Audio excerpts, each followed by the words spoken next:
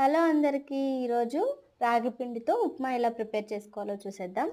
First ఒక కడాయి తీసుకొని దాంట్లో 2 టేబుల్ స్పూన్స్ ఆయిల్ వేసుకొని రవ్వ అలాగే సేమియా 2 యూస్ చేస్తున్నాను.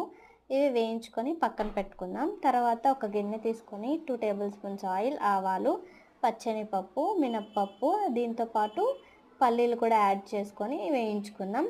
తర్వాత జీడిపప్పు, ఆనియన్, క్యారెట్ ఇవి కూడా వేయించుకుందాం. నేను ఇక్కడ ఎండుమిర్చిని వాడుతున్నాను, పచ్చిమిర్చి కూడా వేసుకోవచ్చు. ఇవి బాగా ఫ్రై అయిన తర్వాత ఇందులోనే కరివేపాకు, కొంచెం ఉప్పు యాడ్ చేసుకొని కాస్త వేయించుకుందాం. ఇది వేగిన తర్వాత ఒక గ్లాస్ రవ్వకి 3 గ్లాసెస్ ఆఫ్ వాటర్ యాడ్ చేసుకొని ఉడికించుకుందాం.